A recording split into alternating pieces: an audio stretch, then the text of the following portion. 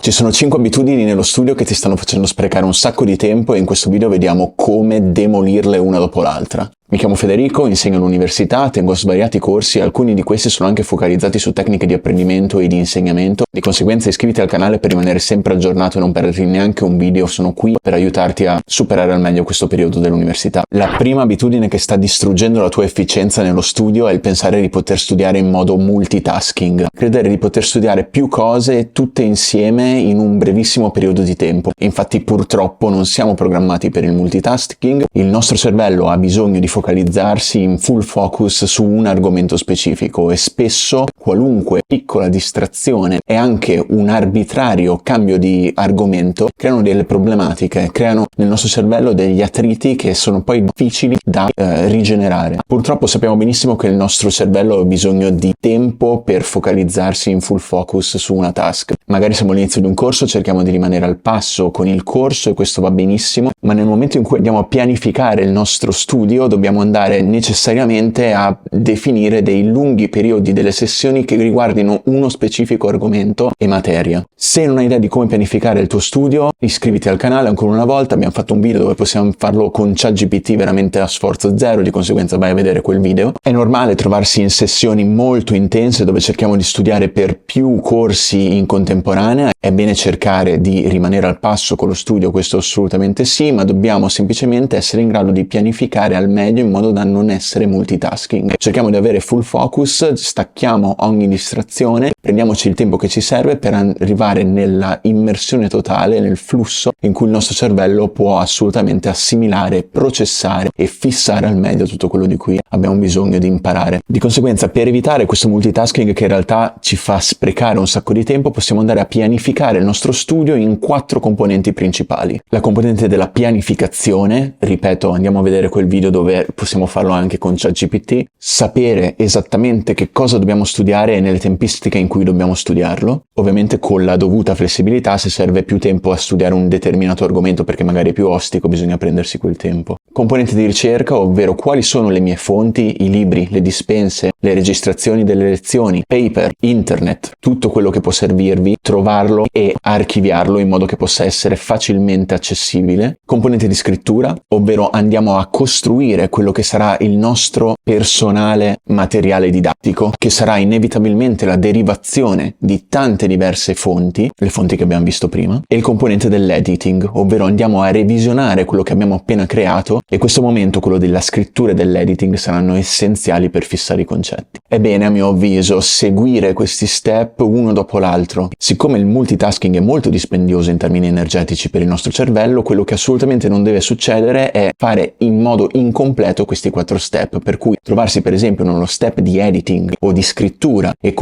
rendersi conto del fatto che ci mancano delle informazioni e dover tornare allo step precedente nella ricerca, questo è assolutamente inefficiente. Quindi se voi prendete questi 4 step, li seguite pedissequamente, riuscirete assolutamente a massimizzare il vostro apprendimento nel minor tempo possibile. Numero 2, i gruppi di studio non funzionano. Questa potrebbe sembrare una cosa un po' azzardata da dire, ma bisogna specificare che cosa intendo. I gruppi di studio funzionano se arrivano nel momento dello studio perfetto, cioè nel momento successivo ai 4 step di cui abbiamo prima parlato. Potrebbe veramente essere dispendioso in termini energetici trovarsi con qualcuno senza avere una ben chiara idea di come pianificare lo studio e soprattutto trovarsi con persone che magari non sono al nostro stesso livello di studio. Parlare ad alta voce è essenziale, quindi il gruppo di studio può essere veramente una risorsa per farvi anche acquisire consapevolezza riguardo la vostra preparazione o meno, ma deve arrivare nel momento giusto. Non potete permettervi di aggiungere alle distrazioni che già avete tutti i giorni e alla naturale tendenza verso il multitasking che abbiamo detto di evitare, anche la variabile di distrazioni dovute ad altre persone che chiedono, fanno cose. Questo è assolutamente inefficiente, quindi cercate di pianificare anche il gruppo di studio in modo da trovarsi nel momento in cui si è tutti più o meno allo stesso livello, magari alla fine, nella fase in cui quasi tutto il materiale è stato studiato per l'esame. Allora lì sì che potrete confrontarvi e vedere quali sono le lacune e accorgervi con spirito critico di che cosa sapete anche rispetto agli altri, in modo da potervi anche autovalutare, un'altra cosa che è molto interessante. Numero 3 è la cosa che più lede il tuo percorso universitario universitario ed è saltare le lezioni. Questa è la cosa peggiore che tu possa fare all'università. Per superare al meglio un esame col minimo sforzo possibile, andare a lezioni e ai laboratori è essenziale. Ovviamente la didattica si è evoluta, esistono i corsi online, esistono anche corsi totalmente online, esiste l'università ibrida, esiste la possibilità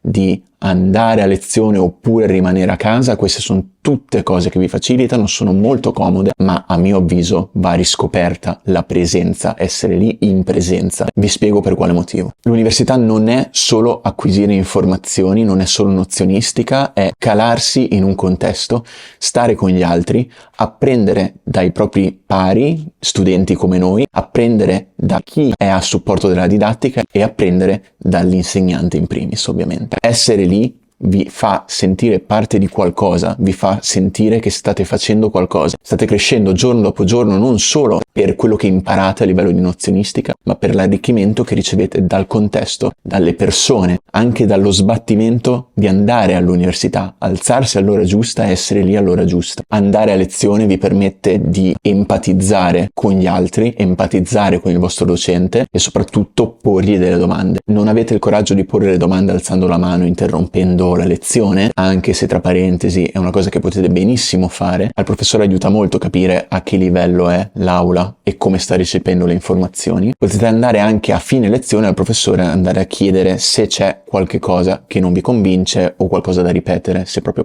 esistono le mail, avete 1000 modi. E poi se il professore dovesse essere buono con qualcuno durante un esame, probabilmente lo farà con un volto noto, con qualcuno che sa, che ha frequentato e che quindi si è dimostrato interessato e di conseguenza magari tendenzialmente inconsciamente dare voti più alti. Ho visto persone perdere anni di università perché non facevano questa cosa, quindi punto numero 4, non stai pianificando. Sembra che ne abbiamo già parlato nel primo punto, ma in realtà sono cose che si sposano una con l'altra. Non pianificare è deleterio sia nella sessione odierna di studio, per esempio, oggi cosa devo studiare, in che tempistiche, domani che cosa dovrò studiare, ma pianificare ti serve anche per il tuo intero percorso di studi. Tu potresti sederti ancora prima del primo giorno di lezione e pianificare i tuoi 3 anni se stai facendo una triennale, o i tuoi 2 anni, ancora meglio se stai facendo la magistrale, perché nella magistrale tendenzialmente avrai un tirocino molto più lungo, quindi pianificare molto bene gli esami è assolutamente essenziale se vuoi stare nei tempi. Ma soprattutto la pianificazione che devi fare è quella della media. Media ponderata e media aritmetica sono cose che tu devi calcolare, devi conoscere fin dal principio se hai l'aspettativa di laurearti col massimo dei voti. Conoscendo quanti esami dovrai dare e quali sono i crediti associati, riuscirai a calcolare la media ponderata e riuscirai a calcolare quale sarà il voto minimo che dovrai prendere per assicurarti di prendere il massimo dei voti se è quello che tu desideri fare. Quindi è un peccato magari prendere dei voti, accettarli perché in quel momento, in quella sessione è andata così, potevo studiare meglio, però ho tanti esami ancora, eccetera, eccetera. Ritrovarsi magari dopo 3 anni o magari dopo 5 anni a pentirsene di aver preso quel 18 ed averlo accettato perché magari ti abbassa troppo la media e tu volevi prendere e magari meriti di prendere il 110 lode e di conseguenza assicurati di aver pianificato anche questo aspetto. Questa è la cosa più essenziale di tutto il video, ma una cosa ancora più essenziale arriva nel punto 5, che è il falso mito dello studio passivo. Cos'è lo studio passivo? Quando invece di studiare semplicemente stiamo leggendo il materiale didattico, possiamo leggerlo allo sfinimento, ma non sarà mai nostro, non verrà processato nel modo giusto per essere assimilato e per essere poi rievocabile dalla nostra memoria nel momento in cui ne avremo bisogno, nel momento in cui staremo